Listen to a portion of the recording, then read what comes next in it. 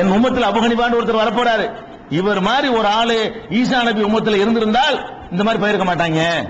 அப்படி ஒரு ஆள் இந்த மார்க்கத்தை அவர் கட்டி காப்பாரு. ஈசாவுடைய உம்மத்துல, ஈசா நபி உம்மத்துல இந்த அபு ஹனீஃபா மாதிரி ஒரு ஆள் இல்லாம போயிட்டாரு. இருந்தா அந்த சமுதாயம் கட்டு போயிருக்காத, ஏன் சமுதாயத்தையே அவர் தட்டிக்க அப்படிலாம் அபு ஹனீஃபாவை புகழ்ந்து இப்படி இந்த இமாம்களை புகழ்ந்து இகழ் சுப்ஹானல்லாஹ் ரொம்ப அக்கிரமம் பண்ணியிருக்கிறாங்க. இந்த 4 சொன்னன. அதை தவிர யாரை புகழ்ந்தும் யாரை இகழ்ந்தும் ஒரு ஹதீஸ் சொன்னான்னு வைங்க, இப்ப என்னை புகழ்ந்து ஏதோ நானா சொல்லிக்கிட்டு இப்படி ரசூலுல்லாஹ் சொன்னார்கள், அது கிறுக்கு போய் சொன்னான்னு புரிஞ்சுக்கணுங்களா? அப்படி சொல்லலாம்ல. ஒரு அஜர்தஸ் புகழ்ந்து, சேகுமார்களை புகழ்ந்து, தரிகாவாதிகளை புகழ்ந்து, கசாலி இமாமை புகழ்ந்து, அது மாதிரி சுகரவர்தி தரிகாக்காரரை புகழ்ந்து, ரிஃபாயி நாயகம் அவரை புகழ்ந்து இப்படி எல்லாம் எழுதி வைத்திருக்கிறார்கள். அவர்கள் உமர் புலவரை கூட ரசூலுல்லாஹ் புகழ்ந்திருக்கிறாங்க. நேற்று உமர் புலவரை கூட நினைச்சிருக்காங்க. அவர் பாடல் படிச்சாரா தப்பா, அடுத்த அடி என்னன்னு தெரியலையா. உடனே ரசூலுல்லாஹ் வந்தாங்களாம், என்ன தர்மார் இருந்தா ரசூலுல்லாஹ்வுக்கு தமிழ் பண்ணிட்டு ரசூலுல்லாஹ் என்ன செய்றாங்க, இவர் தமிழ்ல எழுதின அந்த கட்டுக்கதைக்கு ரசூலுல்லாஹி ஸல்லல்லாஹு அலைஹி அடி எடுத்து கொடுத்தாங்களாம். அப்படி பூசரிங்கிற ஆளுக்கு கரெக்ஷன் பண்ணியிருக்கிறாங்க. இப்படி எல்லாம் ஒவ்வொருத்தரும் தங்களுக்கு புகழ் சேர்ப்பதற்காக வேண்டி நபி ஸல்லல்லாஹு அலைஹி வஸல்லம் அவர்கள் பெயரை ரொம்ப வகையா யூஸ் பண்ணிருக்காங்க. கொஞ்சம் நெஞ்ச அக்கிரமம் பண்ணல. இப்படி எல்லாம் நம்ம யோசிப்போங்க. நம்ம சொல்லுவாங்க, நம்ம யாரு சிறந்த காலம்னு சொல்லுவோம். அந்த காலத்துல வாழ்ந்த ஆட்கள் தான் என்ன பண்றாங்கன்னா, அந்த 3 தலைமுறை உள்ள ஆட்கள் தான். முதல்ல சஹாபாக்களை விட்டுருங்க, அடுத்து வந்த சஹாபாக்களுக்கு அடுத்த தலைமுறை இந்த ஆட்கள் தான் என்ன பண்றாங்க, இந்த மாதிரியான புருடாக்களை எல்லாம் பெருமானார் ஸல்லல்லாஹு அலைஹி வஸல்லம் அவர்கள் பேர்ல இட்டு கட்டி இருக்கிறாங்க. அதே மாதிரி சில ஊர்களை பழித்தும் சில ஊர்களை இழித்தும் ஹதீசுகள். எந்த நாட்டில் சென்னையை தலைநகரத்தில் நம்ம ஆட்சி பண்றோம் வைங்களேன், சென்னையை புகழ்ந்துகிறது. சென்னை எப்படிப்பட்ட ஊர் தெரியுமா? ரசூலுல்லாஹ் சென்னையை பற்றி என்ன சொன்னா, நீ சென்னையை ஊரை சொல்லிட்டு போ, குடும்பம் இருக்குது அது ஓகே, நீ என்ன செய்யக்கூடாது, ரசூலுல்லாஹ் என்ன சொன்னார்கள் தெரியுமா சென்னையை பத்தி, இப்படி அடிச்சு விட்டுருவாங்க. அவன் இஷ்டத்துக்கு தலைநகரத்தை மாத்துவான். அஸ்கலான்ல ஆட்சி பண்ண அஸ்கலானுடைய சிறப்புன்னு வந்துடும். அவன் பகதாதுல ஆட்சி பண்ணான்னு வைங்களேன், பகதாது எப்படிப்பட்ட ஊர் தெரியுமா, ரசூலுல்லாஹ் இந்த ஊரை பத்தி என்ன சொன்னார்கள் தெரியுமா, எந்த ஊரை பத்தி அவங்க காலத்துல எந்த ஊரை பார்த்தாங்களோ அந்த ஊரை பற்றி சிலர் சொல்லி இருக்கிறார்கள். மக்காவை பார்த்தார்கள், மதீனாவை பார்த்தார்கள், பார்த்த ஊரை பத்தி சொல்லி இருக்கிறார்கள். தாயிஃபுக்கு போனார்கள், தாயிஃபை பத்தி சொல்லி இருக்கிறார்கள். யமன் நாட்டு மக்களை சந்தித்தார்கள், யமன் மக்களை பற்றி ஊரை பத்தி சொல்லல, யமன்கிற மக்களை பற்றி ரசூல் ஸல்லல்லாஹு அலைஹி வஸல்லம் அவர்கள் ரொம்ப புகழ்ந்து நினைச்சிருக்கிறாங்க. அப்படிலாம் சொல்லி இருக்கிறாங்க. ஒவ்வொரு ஊரை பத்தியும் மதுரை அப்படிப்பட்ட ஊரு, இது ஒரு திருத்தலம் வாய்ந்த ஒரு பெருமையா வாய்ந்தது அப்படிலாம் சொல்லிட்டு போயிருக்கிறாங்களா? ஆனா ஹதீஸ்ல என்ன பண்ணிருக்காங்க தெரியுமா, குராசான்ங்கிற ஊருக்கு ஒரு புகழ், பகதாத புகழ்ந்து ஹதீஸ். அவன் புகழ்ந்து சொல்ல செய்யறது, பகதாத இகழ்ந்து ஒரு ஹதீஸ். உலகத்திலே மகா கெட்ட ஊர் எது தெரியுமா, பகதாது தான், சைத்தானின் பிறப்பிடம் ரசூலுல்லாஹ் சொன்னாங்க அப்படிங்கிறது. அவன் என்ன பண்றது, உலகத்திலே சிறந்த மக்காவுக்கு அடுத்த இடம் ஒன்று இருக்கிறது என்றால் அது பகதாது தான் சொல்லி அவன் அதுக்கு தகுந்த மாதிரி அவன் எந்த ஊர்ல இருக்கிறானோ, எந்த ஊர்ல ஆட்சி பண்றானோ அதுக்கு தகுந்த மாதிரி எல்லாம் இட்டு கட்டி கொண்டு அதுக்கு பேர் யாரு, ரசூலுல்லாஹ்வுடைய பேரை சொல்லுவது. அப்ப நபி ஸல்லல்லாஹு அலைஹி வஸல்லம் அவர்கள் மக்கா, மதீனா, ஜெருசலம், அவங்க போன தாயிஃப், யமன் தவிர ஒரு ஊரை பற்றி புகழ்ந்து பாராட்டி சிலாகித்து சொன்னார்கள் என்று சொன்னால் அது கப்சா. நாளை கூட அடிப்பான். ஒரு பயான்ல கூட சென்னையை பற்றி ரசூலுல்லாஹ் என்ன சொன்னார்கள் தெரியுமா, அப்படி சென்னை வாயில அடிச்சு விட்டு செய்யுது, இப்படிப்பட்ட சென்னையாகும் சொன்னா அதெல்லாம் வேற ஆளுக்கு நீ வச்சுக்கணும். அல்லாஹ்வுடைய ரசூல் அதுக்கு இருக்க கூடாதுங்களா, அதுக்கெல்லாம் விட்டு அடிக்கிறதுக்கு வேற ஆளுகள் பயன்படுத்திக்கணும். நபிகள் நாயகம் ஸல்லல்லாஹு அலைஹி வஸல்லம் அவர்கள் எந்த ஒரு ஊரையும் புகழ்ந்தோ இகழ்ந்தோ சொன்னது இப்படி ஹதீஸ் சொன்னாலும் ஞாபகம் இருக்கணும். ஊரை புகழ்ந்து வரக்கூடிய ஹதீஸ் இருக்குமையானால் அது கப்சா. எந்த அறிவிப்பாளரையும் தேட வேண்டாம், எந்த ஆராய்ச்சியும் பண்ண வேண்டாம். கண்ணை மூடிட்டு பொய்ன்னு சொல்லுங்க, எந்த கிதாபில் எடுத்து காட்டினாலும் அதுல ஓட்டையான ஆள் இருப்பார். நீங்க அறிவிப்பாளர் கிதாப் எடுத்து காட்டியான ஓட்டையை நாங்க காட்டுறேன்னு சொல்லுங்க, அந்த மாதிரி தான் இருக்குமே தவிர ஆய்வு பண்ணி இந்த மாதிரியான செய்திகள் ஆட்களை புகழ்ந்து இகழ்ந்து சொல்லக்கூடியதும், இடங்களை புகழ்ந்து ஊர்களை இடங்களை புகழ்ந்தும் இகழ்ந்தும் சொல்லக்கூடிய ஹதீசுகள் தப்பானது. மார்க்கத்தில் புனிதமானது என்று மதிக்கப்படக்கூடிய 3 இடங்கள் இருக்குல்ல, பைத்துல் முகத்தஸ், மஸ்ஜிதுல் நபவி, மஸ்ஜிதுல் ஹராம், அந்த மாதிரியான அதுக்கு இருக்குது. அப்படி பார்க்கிறோம். அதே மாதிரி உணவு இருக்குல்ல, ரசூல் அதுக்கு வந்தாங்க, உணவுடைய சிறப்புக்கு எழுதி வச்சுக்கிறான் அம்புட்டு இருக்குங்க. வெண்டைக்காய் திண்டா அப்படி, சுரக்காய் திண்டா இப்படி, கத்திரிக்காய் திண்டா அப்படி, அவன் என்ன வியாபாரம் பண்றான் அப்படி. கத்திரிக்காய் வியாபாரம் என்ன பண்றது, இந்த கத்திரிக்காயை மார்க்கெட் பண்ணணும்ல, அது விற்கிறதா என்ன பண்றது, கத்திரிக்காய் எப்படிப்பட்டது தெரியுமா, இது எப்படி ரசூலுல்லாஹ் சொன்னது என்னன்னு தெரிந்தால் நீங்க எல்லாம் கத்திரிக்காய் வாங்க போக மாட்டீர்கள்னா அப்ப என்ன செஞ்சிருவான், தேவையில்லை இடம் வாங்கிட்டு போயிடுவான். அப்படி ரசூலுல்லாஹ் மதிக்கிறோம். நம்ம ரசூல் ஸல்லல்லாஹு அலைஹி வஸல்லம் உண்மையிலே சொல்லி இருந்தாங்கன்னா நம்ம அந்த வாய்ப்பு விடுவான்னு நம்ம நினைக்கிறோம். உலகத்துல எந்த மனிதனும் எந்த மனிதன் மீதும் அப்படி முகமத்து வைக்கல. உலகத்தில் எந்த தலைவன் மீது எந்த மக்கள் வைத்திருக்கிற முகபத்தை விட முஸ்லீம்கள் ரசூல் ஸல்லல்லாஹு அலைஹி வஸல்லம் மீது வைத்திருக்கிற முகபத் அதிகம். அவன் எந்த குரூப்பை சேர்ந்தவனா இருந்தாலும் சரி, அவனுக்கு முதலிடம் ரசூல் ஸல்லல்லாஹு அலைஹி வஸல்லம் அவங்க தான். அவன் ஷிர்க் வைக்கிறவனா இருந்தாலும் சரி, அவனுக்கு முதல் யார் தான்? ரசூலுல்லாஹ் திட்டினா அவன் அறுவலுக்கு ஓடுவான், ஷிர்க்கை வைப்பான். அப்படி மதிக்கக்கூடிய இந்த பலவீனத்தை, அது தேவை, மார்க்கத்தில் உள்ளதுதான், அதை நேசிக்கத்தான் வேணும்.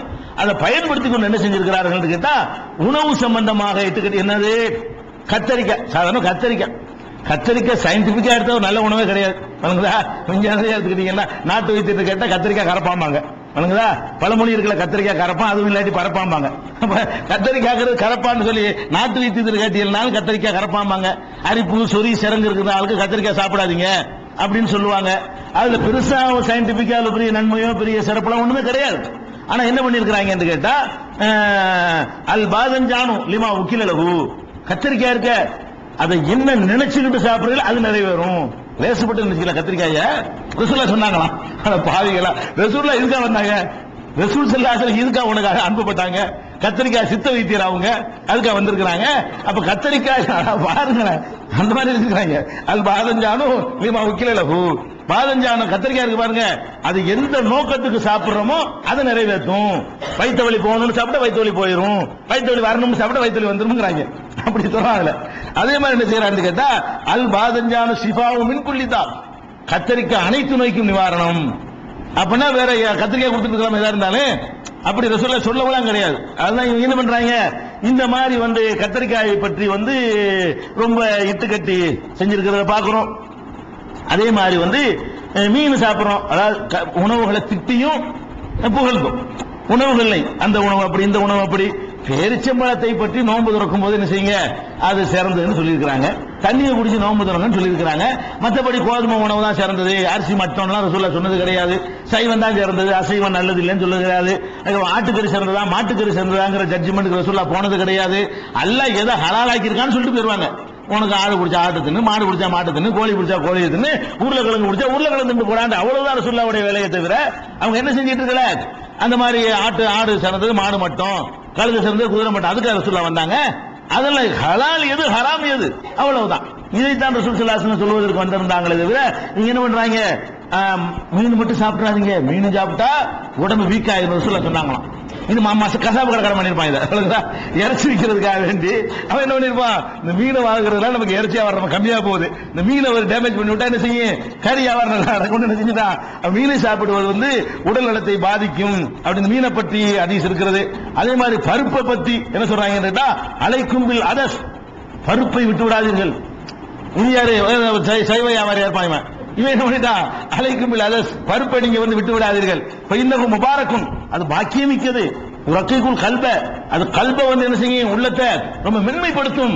இந்த ஆடு மாடுலாம் திண்ட கரடு முரடாயிருவீங்க, இதை சாப்பிட்டீங்கன்றவங்க அது உங்களை மென்மையாக்கும். இது எங்க உள்ள சித்தாந்தம், நம்மளை பத்தி அவங்க அப்படி விமர்சிச்சுட்டு இருக்கிறாங்க. முஸ்லீம்கள் கரடு முரடா ஏன் இருக்காங்க தெரியுமா, அவங்க ஆடு மாடுலாம் திங்கிறாங்க, அதனால கரடு முரடா இருக்கிறாங்க. ஆனால் கத்திரிக்காய் உருளைக்கிழங்கு திட்டா என்ன செய்ய மாட்டோம், கொள்றது அதெல்லாம் செய்ய மாட்டோம்னு சொல்லிட்டு இருக்காங்க. இல்ல அதுக்கெல்லாம் உலகத்துக்கு தலைமைன்னு சொல்லிக்கிட்டு இருக்காரு, உள்ள போயிட்டா இருப்ப அதை செஞ்சுவிட்டு. யாரு எதை திண்டா ஒண்ணு செய்ய மாட்டாங்கிறாங்களோ அவர் பிளான் பண்ணி ஒரு ஆளை காலி பண்ணி இப்படி பண்ணிக்கிட்டாரு. இப்ப கம்பி எண்ணிட்டு இருக்காரா இல்லையா, என்ன உணவுக்கு அதுக்கு என்ன சம்பந்தம், உணவுக்கு உணவை தீர்மானிக்காத, உணவு தீர்மானிக்காது. அப்ப நம்ம என்னன்னு கேட்டா, இது விளங்காம என்ன செய்யறது, சைவம் இதை திண்டா மென்மையா போயிரும், மாட்டுக்கறி திண்டா வன்மையா போயிரும், அப்படிலாம் கிடையாது. மாடு கறியினாலையோ திங்கிற உணவுனாலையோ ஒரு மனிதனுடைய அந்த ஜீன் மரபணுக்கள் மாறிவிட போவதில்லை, அவனுடைய குணாதிசயங்கள் மாற போவதில்லை. ஒன்னு ட்ரைனிங், அவன் எப்படி வளர்க்கப்பட்டான் அதை பத்தி அவனுடைய பிரதிபலிக்கும், அந்த ஜீன் மரபணுக்களும் தீர்மானிக்கும், அல்லாஹ்வுடைய விதியும் தீர்மானிக்கணும். அதுதான் இருக்கே தவிர, இன்னும் சொல்ல போனா குர்ஆன்ல இருந்து எடுத்து பாத்தீங்கன்னா அல்லாஹ் என்ன செய்யறான், மூசா நபி காலத்துல கேட்கறாங்க, என்ன கேட்கறாங்க, இஸ்ரவேல் மக்கள் என்ன செய்யறாங்க, இந்த மாதிரி ரொம்ப கஷ்டமா இருக்குது, நாங்க உழைக்கலாம் மாட்டோம், நாங்க வாட்டு சும்மா இருப்போம், அல்லாஹ்ட்ட இருந்து எங்களுக்கு உணவு வரணும் அப்படின்னு கேட்கறாங்க.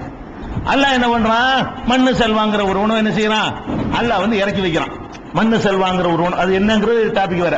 மண்ணு செல்வாங்கிற உணவை என்ன செய்யறான், அல்லாஹ் இறக்கி வைக்கிறான். இங்க உழைக்காம தின்னுட்டு இருக்காங்க, விவசாயம் பண்ணணும், கலப்பை எடுக்கணும், ஏர் பிடிக்கணும், கதிர் எடுக்கணும், இதெல்லாம் தேவையா, நாங்க வாட்டு சும்மா எல்லாரும் சொல்லிட்டு இருக்கிறோம்.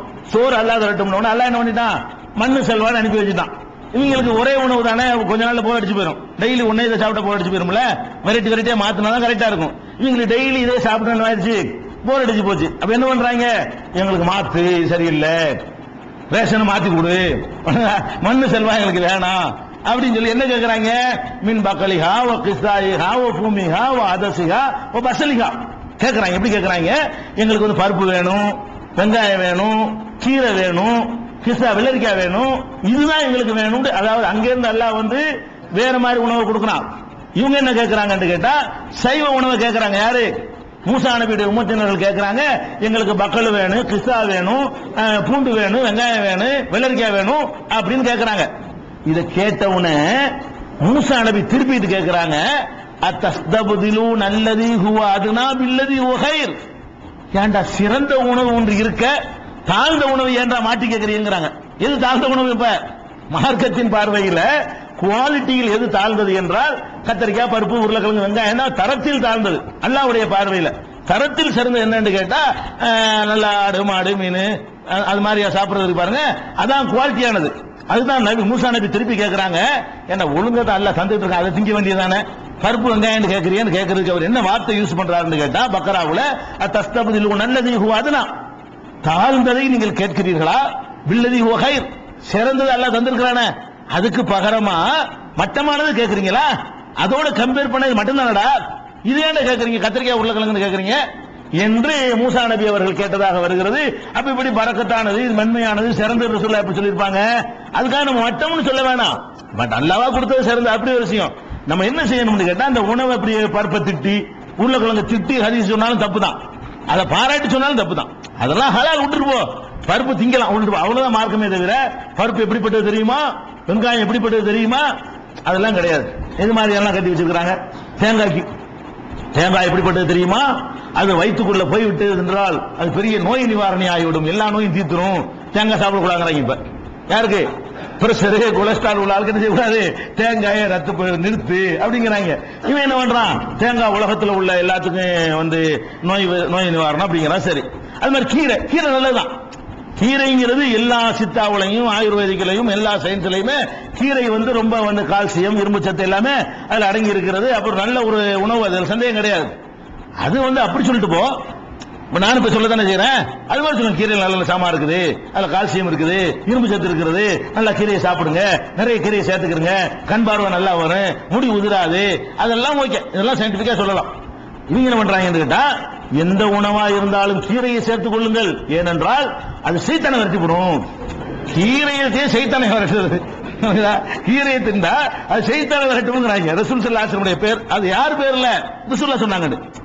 இவனா சொன்னா பரவாயில்லைங்க, இவன் என்ன சொல்றான், எதை சொன்னாலும் ரசூல் ஸல்லல்லாஹு அலைஹி வஸல்லம் சொன்னதாக என்ன செய்யறது, அப்படி ஒண்ணு பண்ணிடுறது. அதே மாதிரி வந்து என்ன செய்யறாங்கன்னு கேட்டா அந்த சிக்கரி தெரியுமா, சிக்கரின்னு தமிழ் என்னன்னு தெரியல. சிக்கரின்னா காப்பி தூள் இருக்குல்லங்க, காப்பி வந்து பியூர் காப்பி வந்து சாப்பிட முடியாது.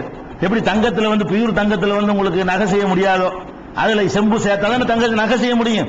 பியூர் தங்கத்துல 10.5 மாற்றுங்கிறான, 24 கேரட்டுங்கிறான, அதுல தங்க நகையெல்லாம் வராது, உடைஞ்சு போயிடும். அது தங்க நகை செய்வதாக என்ன செய்யணும், 24 கேரட்ல 2 கேரட் செம்பு சேர்த்து 22 கேரட் தங்கத்தை சேர்ப்பான், அது 22 கேரட்டுங்கிறான். அதிகமா சேர்க்க அது ஸ்ட்ராங்காவும் தரம் குறைஞ்சு போயிடும். ஆனா குறைஞ்ச எவ்வளவு சேர்க்கணும், 2 கேரட் சேர்க்கணுங்கிறான், 916 அப்படி சேர்த்தா தான் அது வந்து நகை செய்ய முடியும், இல்லைன்னா அது நகையா வராது, உந்து போயிடும். அப்ப அந்த மாதிரி என்ன செய்யறா, காப்பி இருக்கு பாருங்க, காப்பி தூள்ல வந்து சிக்கரின்னு ஒண்ணு கலப்பான், 10%, 20%, 30% கலப்பான், கலந்ததான் காப்பியா இருக்கும். வெறும் காப்பியை போட்ட காப்பியாவே இருக்காது. அந்த சிக்கரி கலப்பது வந்து அந்த டேஸ்ட தரும். அப்ப அந்த சிக்கரி இருக்கு பாருங்களேன், அந்த சிக்கரியுடைய இலை இருக்கு பாருங்க, ஒவ்வொரு இலையிலையும் சொர்க்கத்தின் ஒரு சொட்டு தண்ணீர் இருக்கிறது ரசூலுல்லாஹ் சொன்னாங்க. அது எப்படி கிடைக்காங்க, சிக்கரியுடைய இலையில, சிக்கரி என்ன பண்ணது யார்ட்ட கேட்டுக்கணும் தெரிஞ்சவங்கள்ட்ட, அந்த சிக்கரி மரத்துடைய மரமோ செடியோ அதனுடைய இலையில் வந்து என்ன இருக்குதான், ஒரு சொட்டு சொர்க்க தண்ணீர். அங்க சொர்க்கத்துல போய் சாப்பிடுறீங்க, சாப்பிட்டுக்கலாம், சொர்க்கத்துல தண்ணி இருக்குது அப்படின்னு கட்டி இருக்கிறாங்க. அதே மாதிரி வந்து வெங்காயம் இருக்கு பாருங்க, வெங்காயத்தை நீங்கள் சாப்பிட்டா எவ்வளவு பெரிய சிறப்பு தெரியுமா, அது உலகத்தில் உள்ள எல்லா கீரைகளை விட வெங்காயம் தான் சிறந்தது. அது எப்படி கோதுமை வந்து மற்ற தானியங்களோட சிறந்ததா இருக்கிறதோ அதுவும் போய் இதுவும் போய், கோதுமை வந்து மற்ற தானியத்தோட சிறந்தது போய், ஏதோ உதாரணமா காட்டப்படுது அதுவும் போய், உதாரணம் எதுக்கு உதாரணம் காட்டப்படுது அதுவும் போய். அதனால அப்படி ரசூலுல்லாஹ் சொன்னாங்க அப்படின்னு சொல்றது. மாதுளம்பழம் இருக்கு பாருங்க, மாதுளம்பழத்துல ஒரு சொட்டு சொர்க்க தண்ணீர் இருக்கிறது, எந்த